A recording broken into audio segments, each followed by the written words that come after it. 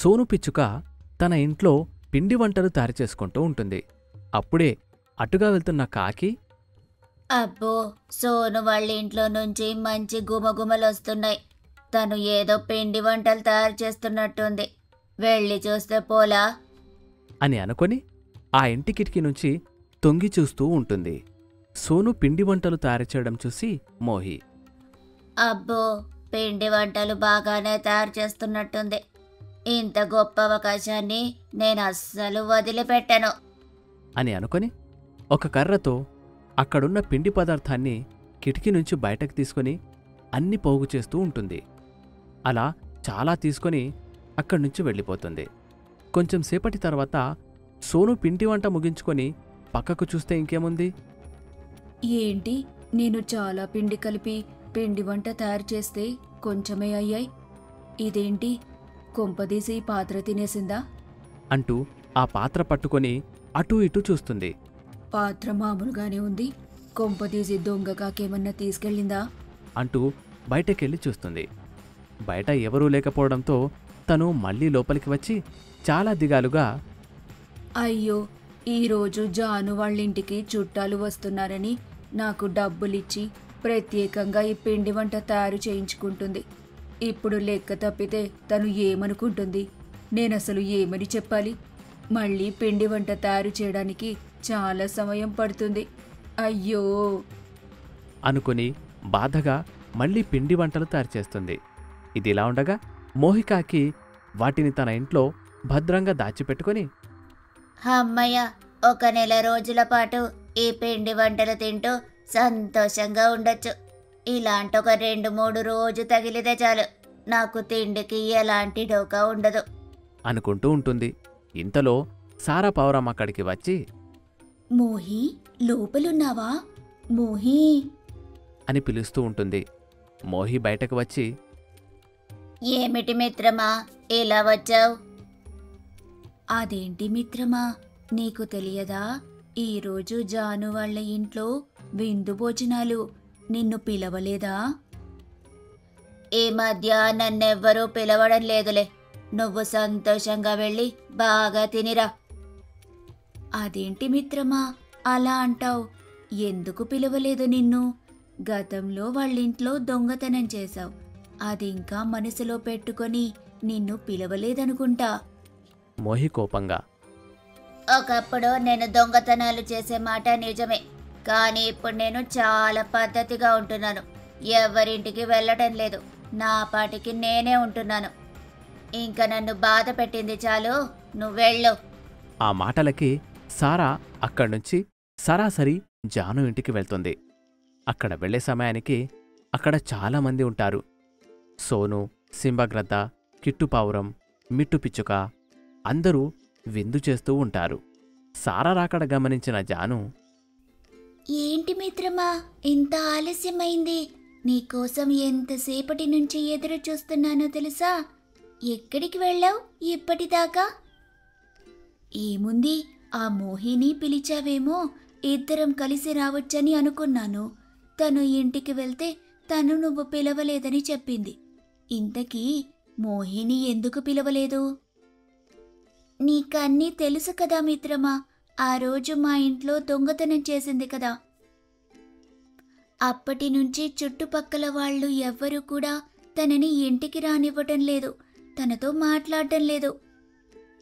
పాపం, ఇప్పుడు తను పూర్తిగా మారిపోయిందని చెప్పిందిగా. అయినా తన గురించి మనకెందుకులే, వదిలే. తను మారితే తన జీవితం బాగుంటుంది, లేకపోతే లేదు, అంతే అని వాళ్ళిద్దరూ మాట్లాడుకుంటూ ఉండగా కిట్టుపావురం అక్కడికి వచ్చి, అక్కా, సోను తీసుకొచ్చిన పిండి వంటలు మొత్తం అయిపోయాయక్క, ఇంకేం మిగిలి లేవు. ఇంకెవరైనా వస్తారేమో తెలియదు కదా.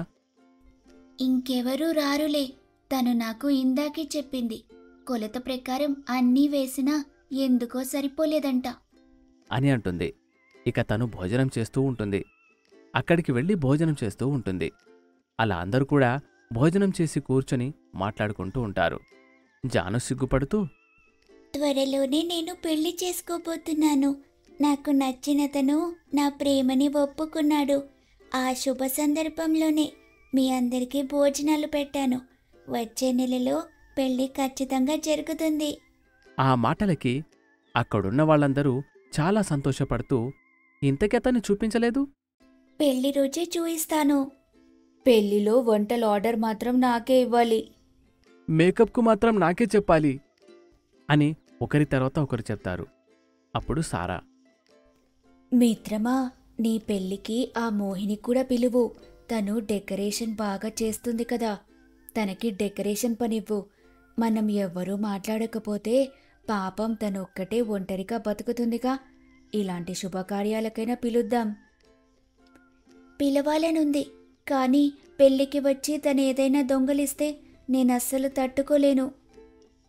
తనిప్పుడు మారిపోయానని చెప్పింది కదా, చూద్దాం, ఒక అవకాశం ఇద్దాం. అప్పటికి మారకపోతే మనమేం చెయ్యలేం. పెళ్లికి చాలా సమయం ఉందిగా, అప్పుడు చూద్దాంలే. ఇక తర్వాత ఎవరిపాటికి వాళ్ళు వెళ్ళిపోతారు. రోజులు గడుస్తూ ఉన్నాయి. జాను పెళ్లి దగ్గర పడుతున్న సమయంలో స్వయంగా జాను భర్త కిట్టు ఇద్దరు కూడా అందరి ఇళ్లకు వెళ్ళి ఆహ్వాన పత్రికనిస్తారు. అలా అందరి ఇంటికి వెళ్ళిన తర్వాత చివరగా మోహి ఇంటిని చూసి, ఏమండి, మీకు చెప్పాను కదా మోహి గురించి. తన ఇల్లే. తనని కూడా పెళ్లికి పిలవమంటారా? పిలువమ్మా, పాపం తనకు ఏం కష్టముందో వదిలేసాయి. ఇప్పుడు తను మారిపోయిందని చెప్తుంది కదా, పిలుద్దాం, ఏమైంది అని అనడంతో ఇక వాళ్ళిద్దరూ వెళ్ళి పెళ్లికి రమ్మని మోహిని పిలుస్తారు. చూడు మిత్రమా, జరిగిపోయిందేదో జరిగిపోయింది. ఏది మనసులో పెట్టుకోకుండా నువ్వు తప్పకుండా పెళ్లికి వస్తావని ఆశిస్తున్నాను.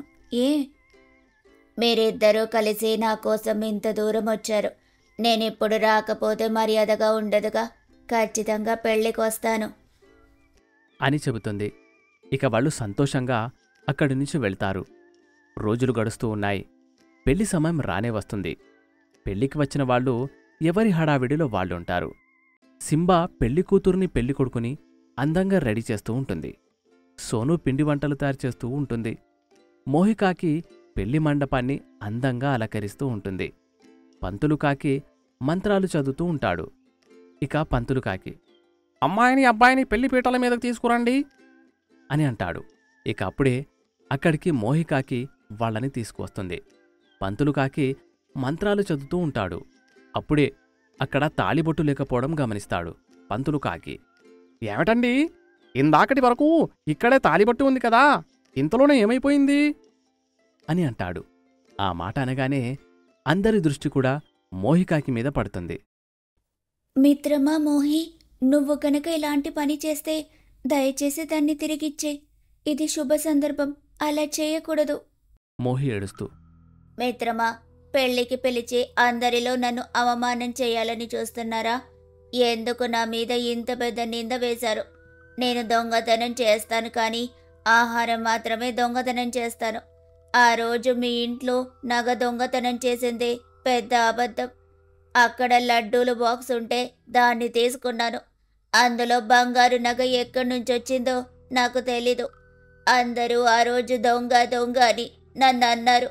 ఇంక నేను చేసేదేం లేక అక్కడి నుంచి వచ్చేశాను. నిజానికి ఆ రోజు దొంగతనం చేసింది నేను ఆహారం మాత్రమే, నగలు కాదు. ఈరోజు కూడా చెబుతున్నాను, నేను ఆహారం కూడా దొంగతనం చేయలేదు. నువ్వే దొంగలించుంటావు, నిజం చెప్పు అంటూ ఆమెను అరుస్తూ ఉంటారు. అక్కడ మంటలు మండుతున్నాయి కదా, నేను ఆ మంటల్లో దూకేస్తాను. మీరు నన్ను అంతగా బాధ పెడుతున్నారు. నేను నిజంగా దొంగతనం చేయలేదు, నిజంగా చేయలేదు అంటూ మంటల్లోకి దూకబోతుండగా అక్కడ ఉన్నవాళ్లు ఆమెను అడ్డుకుంటారు. తను ఇంతగా బాధపడుతుందంటే ఖచ్చితంగా తను ఈ పని చేసి ఉండదు. ఖచ్చితంగా ఇక్కడికి వచ్చిన వాళ్లలో ఎవరో చేశారు. ఆ నింద తన మీద వేయడానికి చూస్తున్నారు అని అంటాడు. ఇంతలో సారా, ఇదిగోండి తాలిబొట్టు, జాను గదిలో భద్రంగానే ఉంది అని అనడంతో వాళ్ళందరూ మోహికి క్షమాపణ చెప్తారు. మోహి బాధగా అక్కడ్నుంచి వెళ్ళిపోతుంది. ఆ తర్వాత పెళ్లి అంగరంగ వైభవంగా జరుగుతుంది. ఇంటికి వెళ్లిన మోహి చాలా బాధపడుతూ, అందరూ నన్ను దొంగ దొంగ అంటున్నారు. నాకు చాలా బాధ వేసింది. ఈరోజు నేను చేయని నేరానికి నిందపడ్డాను. ఇక అందరి దృష్టిలో నేనొక దొంగగా అయిపోయాను. ఇక నా జీవితం మార్చుకోకపోతే ఇక నన్ను అందరూ ఆ విధంగానే చూస్తుంటారు. ఈ రోజు నుంచి నేను కొత్త జీవితాన్ని మొదలు పెట్టాలి. అని అనుకుంటుంది. ఇక రోజులు గడుస్తూ ఉన్నాయి. సారా జాను దగ్గరికి వెళ్తుంది. జానుతో సారా, మిత్రమా, ఆ రోజు తాళిబొట్టు పోయింది కదా, అది ఎవరు తీశారో చెప్తే నువ్వు ఆశ్చర్యపోతావు. ఇంకెవరు? ఆ మోహి తీసి దాచిపెట్టిందా? లేదు, సింబా తీసి దాచిపెట్టాడు. నిజానికి మనం మోహి కాకి దొంగతనం చేస్తుందని అనుకుంటాం, కానీ అసలు దొంగతనం చేసేది కేవలం ఆహార పదార్థాలు మాత్రమే.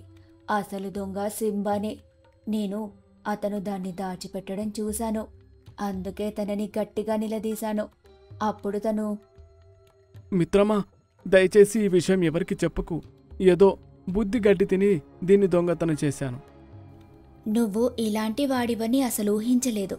దొంగతనం చేసి ఆ దొంగతనాన్ని మోహి మీద వేద్దామని అనుకున్నావు కదా, నిజం చెప్పు. అవును మిత్రమా, కానీ ఈ విషయం ఎవరికి చెప్పొద్దు. దయచేసి ఈ విషయం మనలోనే ఉండాలి. తప్పకుండా మనలోనే ఉంటుంది. ఇప్పుడు నేనిలా చూస్తుంటే ఆ రోజు జాను ఇంట్లో పోయిన నగని కూడా దాచింది నువ్వే అనిపిస్తుంది. ఆ రోజు సీట్లో నువ్వు ఏదో పెట్టడం చూశాను, కానీ ఆ రోజు నేను అంతగా పట్టించుకోలేదు. నిజం చెప్పు, ఆ రోజు స్వీట్ బాక్స్లో నగ దాచిపెట్టింది నువ్వే కదా? అవును మిత్రమా, కానీ అనుకోకుండా స్వీట్ బాక్స్ మోహి దొంగతనం చేసింది. అందుకే అందరూ తానే నగలు దొంగతనం చేసిందని అన్నారు. నేను కూడా అన్నాను. అంటూ జరిగిన విషయమంతా నాతో చెప్పాడు. ఆ మాటలు విని వాళ్ళు ఆశ్చర్యపోతారు. తను ఇలాంటి వాడని అస్సలు అనుకోలేదు. పాపం, మనమందరం కాకి మీద నిందలు వేశాం. నేను తనకి వెంటనే క్షమాపణ చెప్పుకోవాలి అని అనుకుని భర్తతో కలిసి వెళ్ళి జరిగిన విషయమంతా చెప్పి మోహికి క్షమాపణ కోరుకుంటుంది జాను. మోహి సంతోషంగా, పోనీలే, ఇప్పటికైనా నిజమేంటో తెలిసింది. నిజానికి నాకు బద్ధకం. ఆ కారణంతోనే నేను దొరికిన ఆహారాన్ని దొంగతనం చేస్తాను, కానీ విలువైన ఏ వస్తువును నేను ముట్టుకోలేదు. ఇక నుంచి ఆహారం కూడా నేను దొంగతనం చేయను. నేను సొంతంగా కష్టపడి సంపాదించుకుంటున్నాను అని చెప్పడంతో వాళ్ళు కూడా చాలా సంతోషపడతారు.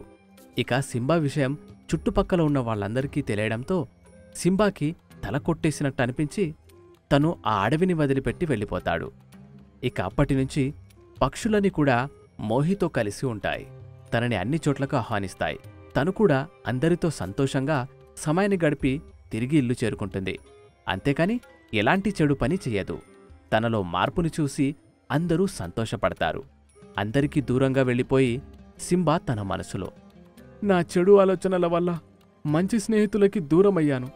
ఇక మీదట ఎప్పుడు కూడా అలాంటి పనులు చెయ్యను. కొత్త స్నేహితులతో సంతోషంగా ఉంటాను అని అనుకొని తనకు తాను బుద్ధి తెచ్చుకొని తన యొక్క ప్రవర్తన మార్చుకొని కొత్త జీవితాన్ని మొదలుపెడతాడు.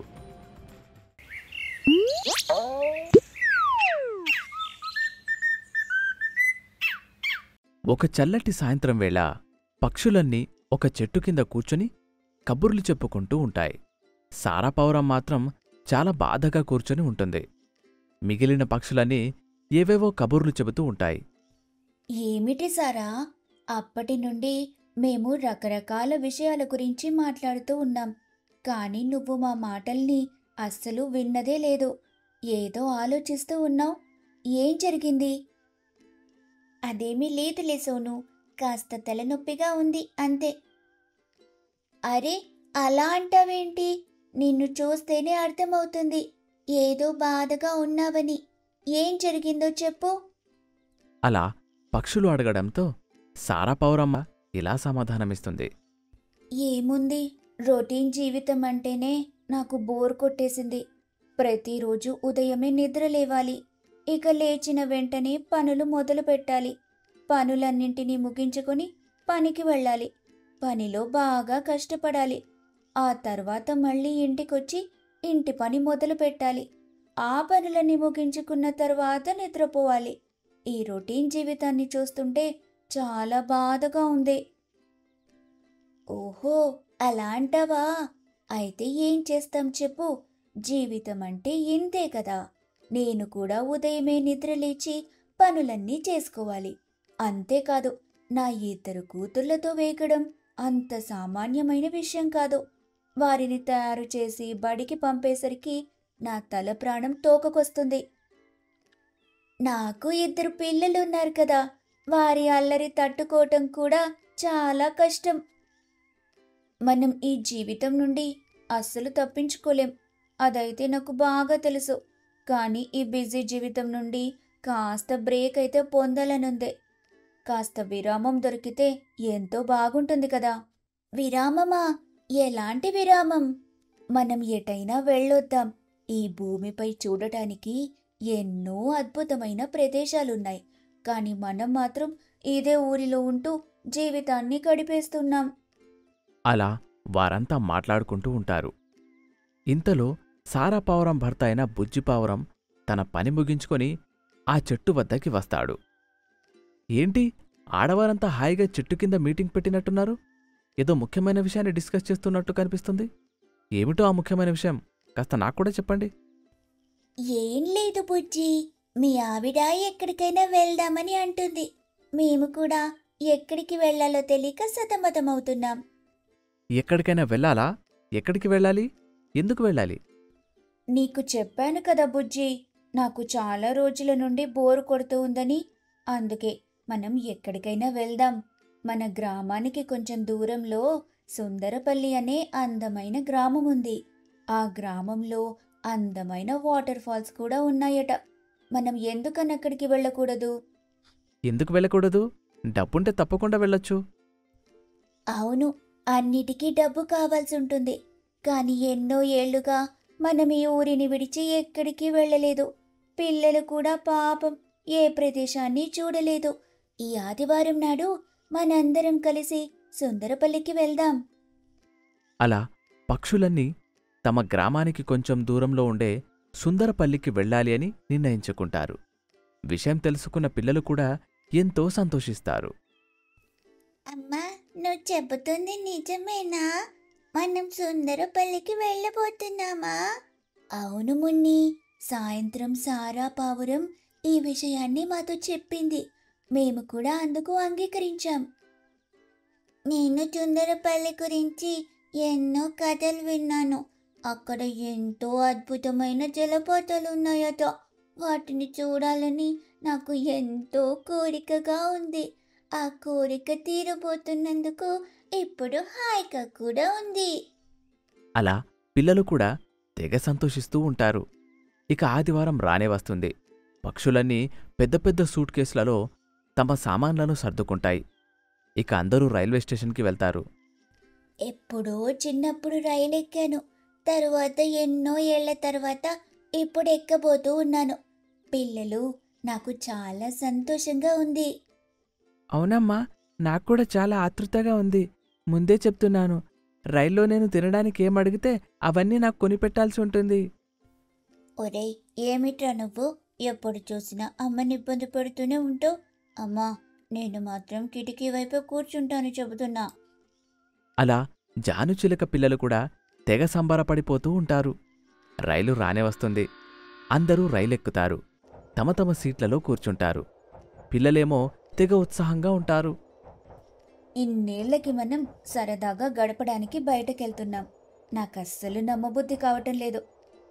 అవును, నాక్కూడా నమ్మబుద్ధి కావడం లేదు. సుందరపల్లెలో మనమంతా బాగా ఎంజాయ్ చేయాలి. అలా పక్షులందరూ సరదాగా కబుర్లు చెప్పుకుంటూ ఉంటారు. ఇంతలో ఒక దొంగ ట్రైన్ ఎక్కుతుంది. ఆ దొంగ మరెవరో కాదు, మోహికాకి. ఎలా అయినా ఈ ట్రైన్లో నేను పెద్ద దొంగతనాన్ని చేయాలి. ఆ దొంగతనంతో నా జీవితమే మారిపోవాలి. ఈ ట్రైన్లో తప్పకుండా ఏదో ఒక పెద్ద కుటుంబం ఉండే ఉంటుంది. వారి వద్దకు వెళ్ళి కూర్చుంటాను. వారిని మాటల్లో పెట్టేస్తాను. ఆ తర్వాత వారి వద్దున్న విలువైన వస్తువులన్నింటినీ దొంగతనం చేస్తాను అంటూ మోహికాకి ఒక పెద్ద కుటుంబాన్ని వెతుకుతూ ఉంటుంది. అలా వెతుకుతున్న మోహికాకి సారా పావురం, బుజ్జి పావురం మొదలైన పక్షులు కనిపిస్తాయి. చూస్తూ ఉంటే వీరంతా ఒకే కుటుంబంలో ఉన్నారు. ఇక్కడే కూర్చొని వీరితో పరిచయం పెంచుకుంటాను. అలా మోహికాకి సారా పావురం వద్ద కూర్చుంటుంది. నమస్కారం అండి. ఈ రోజుల్లో కూడా ఇలాంటి ఉమ్మడి కుటుంబాలుంటాయా? మిమ్మల్ని చూస్తుంటే నాకు ఎంతో ముచ్చటేస్తుంది. ఏమిటి, ఉమ్మడి కుటుంబమా? మమ్మల్ని చూస్తే మీకు ఉమ్మడి కుటుంబంలా ఉందా? అయినా ఒక విషయాన్ని ఆలోచించండి. ఇక్కడున్న మేమందరం దాదాపు ఒకే వయసుకు చెందిన వాళ్ళం. ఉమ్మడి కుటుంబంలో ఒకే వయసుకి చెందిన వాళ్ళు ఇంతమంది ఎలా ఉండగలరు? ఓ అత్త మామ, తోటి కోడళ్ళు, అల్లుళ్ళు, ఇలా వేరు వయసులకు చెందిన వారు ఉంటారు కదా. అవును, అది కూడా నిజమే. అంటే మీరంతా ఒకే కుటుంబానికి చెందినవారు కాదా? అయినా ఒకే కుటుంబానికి చెందినవారు కాకపోయినా ఎంతో ఆప్యాయంగా మాట్లాడుకుంటున్నారంటే మీరు ఉమ్మడి కుటుంబంలో ఉన్న వ్యక్తుల కంటే ఎంతో గొప్పవారు. అలా మోహికాకి మెల్లమెల్లగా ఆ పక్షులను పొగుడుతూ ఉంటుంది. పిల్లలేమో ట్రైన్ అంతా తిరుగుతూ ఆడుకుంటూ ఉంటారు. అప్పుడే మధ్యాహ్నం అయిపోయిందా? నేనందరి కోసం ఆహారాన్ని వండి తీసుకొచ్చాను. అలా సారా పావురం అనగానే మోహికాకి తన మనసులో ఇలా అనుకుంటుంది. ఇదే సరైన సమయం. నాకు కూడా ఆకలిగా ఉందని వీరితో చెబుతాను. వీరిని చూస్తుంటే చాలా మంచి వాళ్ళలానే అనిపిస్తున్నారు. తప్పకుండా నాకు ఆహారాన్ని ఇస్తారు. అలాగే నేను కూడా మత్తుమందు కలిపిన బిస్కెట్లను వీరికి పెడతాను. ఇక ఆ తర్వాత వీరు మెల్లగా నిద్రలోకి జారుకుంటారు. అప్పుడు వీరి వద్దున్న నగలని మరియు డబ్బుల్ని తీసుకొని నేను పారిపోతాను. అలా మోహికాకి తన మనసులో అనుకుంటుంది. ఇంతలో అటువైపుగా చోటుగద్ద పోలీసు వస్తూ ఉంటాడు. చోటుగద్ద పోలీసు ఎప్పటినుండో మోహికాకిని వెతుకుతూ ఉంటాడు. స్టేషన్లో కొందరు పక్షులు చెప్పిన దాని ప్రకారం ఆ గజదొంగ మోహికాకి ఇదే బండెక్కింది. తనని వాళ్ళ నేను విడిచిపెట్టను. తప్పకుండా ఇదే ట్రైన్లో ఎక్కడో ఒక చోట దాగి ఉంటుంది. ఎవరినొకరిని మోసం చేస్తూ ఉండి ఉంటుంది. రెడ్ హ్యాండెడ్గా మోహికాకిని పట్టుకొని ప్రభుత్వానికి అప్పగిస్తాను అంటూ చోటుగద్ద పోలీసు ట్రైన్ అంతా వెతుకుతూ అటువైపుగా వస్తూ ఉంటాడు. చోటుగద్ద పోలీసుని గమనించిన మోహికాకి మళ్ళీ మనసులో ఇలా అనుకుంటుంది. హరి, సరైన సమయానికి యముడిలా ఆ చోటుగద్ద పోలీసిటే వస్తున్నాడు. నేను వెంటనే వెళ్ళి దాక్కోవాలి, లేకపోతే ఇంకా అంతే సంగతులు. అలా మోహికాకి తన మనసులో అనుకుంటుంది. బయటకు ఇలా చెబుతుంది. చూడండి, నేను ఇప్పుడే బాత్రూమ్కి వెళ్ళొస్తాను. సరే, వెళ్ళిరండి. అలా మోహికాకి బాత్రూంలోకి పరుగుతీస్తుంది. బాత్రూంలో దాక్కొని కంగారు పడుతూ ఉంటుంది. ఇంతలో చోటుగద్ద పోలీసు పక్షుల వద్దకు వస్తాడు. చూడండి, నేనొక గజదొంగని వెతుకుతున్నాను. నాకందిన సమాచారం ప్రకారం ఆ గజదొంగ ఇదే ట్రైన్లో ఉంది. గజదొంగ? మీరు ఎవరి గురించి చెప్తున్నారు? ఇదిగోండి, ఈ ఫోటోలో నా కాకి గురించి మాట్లాడుతున్నాను. ఈ కాకి పేరు మోహి. చాలా పెద్ద దొంగ. ట్రైన్లలో ఉండే ప్రయాణికులే ఆ దొంగ టార్గెట్. ఎంతోమంది అమూల్యమైన వస్తువులను దొంగిలించి తప్పించుకొని తిరుగుతోంది. చోటుగద్ద పోలీసు చూపించిన మోహికాకి ఫోటోని చూసిన వెంటనే పక్షులన్నీ ఆశ్చర్యపోతాయి. ఇప్పటివరకు తమతో కూర్చున్నది గజదొంగ మోహికాకి అని తెలుసుకుని అందరూ భయపడిపోతారు. ఇప్పటి వరకు ఈ కాకి మాతోనే కూర్చుంది. ఎంతో మంచిదనిలా అనిపించింది. మంచి మంచి మాటలు కూడా చెప్పింది. కానీ ఈమె ఒక గజదొంగంటే నేను నమ్మలేకపోతున్నాను. ఏంటి? ఇప్పటిదాకా మీతోనే కూర్చుందా? ఆమె ఇచ్చిన ఏదైనా ఆహార పదార్థాన్ని మీలో ఎవరైనా తిన్నారా? లేదండి, ఇప్పటివరకు ఆమె మాకు ఎలాంటి ఆహారాన్ని ఇవ్వలేదు. మీరు కనుక నాకు సహకరించారంటే ఆ గజదొంగని నేను పట్టుకుంటాను. మీరు ఏదో ఒక రకంగా ఆ గజదొంగ నాకు దొరికేలా చేయండి. అలా చోటుగద్ద పోలీసు పక్షులతో చెబుతాడు. పక్షులు కూడా అందుకు అంగీకరిస్తాయి. ఏమీ తెలియనట్టు చోటుగద్ద పోలీసు అక్కడ్నుంచి వెళ్ళిపోతాడు. అలా కొంత సమయానికి మోహికాకి బాత్రూం నుండి బయటకు వచ్చి తన స్థానంలో వెళ్ళి కూర్చుంటుంది. ఏంటండి, మీరింకా భోజనం చేయలేదా? మేము భోజనం ఎప్పుడూ చేసేశామండి. అయినా మీరేంటి బాత్రూంకని వెళ్ళి ఎంతసేపు అక్కడే ఉండిపోయారు? స్నానమేమైనా చేశారా ఏంటి? అబ్బే లేదండి, నేనెప్పుడూ ఇంతే. కాస్త ఎక్కువసేపు బాత్రూంలోనే గడిపేస్తారు. సరే కానీ ఇక్కడికి ఎవరైనా పోలీసు వచ్చారా? ఒక పోలీసు వచ్చాడు. చూస్తుంటే పిచ్చివాళ్ల ఉన్నాడు. ట్రైన్లో దొంగలు ఎలా ఉంటారు చెప్పండి? ట్రైన్లో అందరూ మంచివాళ్లే ఉంటారు. చూడండి, మీరెంత మంచిగా ఉన్నారు, ఎంత మంచిగా మాట్లాడుతున్నారు. నేను చిన్నప్పటి నుంచి అంతే అండి. అందరితో మంచిగానే మాట్లాడతాను, మంచిగానే ఆలోచిస్తాను. అన్నట్టు ఆ పోలీస్ ఇంకా ఈ ట్రైన్లోనే ఉన్నాడా? అరే లేదు లేదు, ఇందాక స్టేషన్లోనే దిగిపోయాడు. అమ్మయ్య, అవునా, మంచి పని జరిగింది. అరే మీరేమిటి అమ్మయ్య అని అనుకుంటున్నారు? ఆ పోలీస్కి మీకేమైనా గొడవ ఉందా? అయ్యో లేదండి, నేను చెప్పాను కదా, నేను చాలా మంచిదాన్నని. నాకు ఎవరితోనైనా గొడవలు ఎందుకు ఉంటాయి చెప్పండి? అంటే మనతో పాటు పిల్లలు కూడా ఉన్నారు కదా.